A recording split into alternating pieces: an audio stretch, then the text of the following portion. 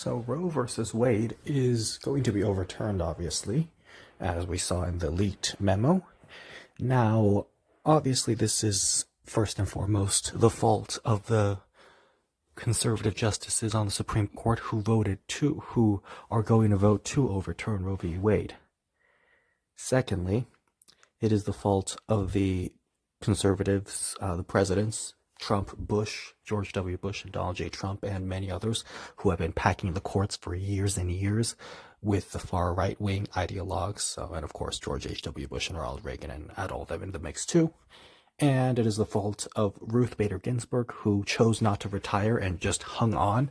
And she could have retired in 2013 when, Barack Obama would have appointed a replacement. But instead, she held on and stayed around and ended up dying while Donald Trump was president. And Trump replaced Ginsburg with Barrett. So it is also Ruth Bader Ginsburg's fault as well for being so selfish and conceited and narrow-minded. And of course, and this is a totally separate issue, but her statements on Colin Kaepernick and very racist statements directed towards black people, very problematic as well. But it's also the fault of these three right here: Barack Obama, Bill Clinton, Jimmy Carter. Because Bill Clinton had pretty large majorities at first. In 1992, when he got elected, he had a large majority of the House of Representatives and a large majority in the Senate. And he could have codified Roe v. Wade into law. He did not. Barack Obama had a supermajority at first. And he lost that supermajority very, very quickly.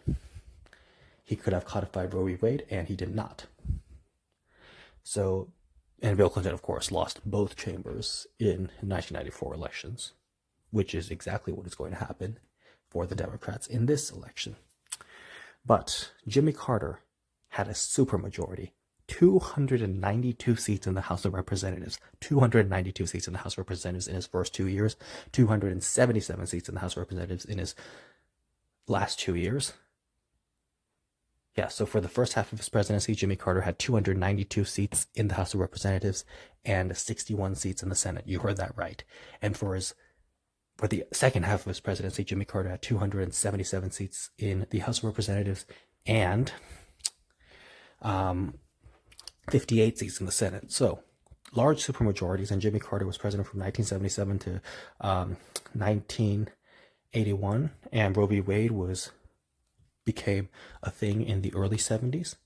So really, I mean, obviously it's Jimmy Carter's fault and Bill Clinton's fault and Barack Obama's fault too. Like, they share the blame, and it's not completely their fault because it's really the conservative justices who made the decision and the conservative presidents who have been packing, or should I say Republican presidents who have been packing the courts.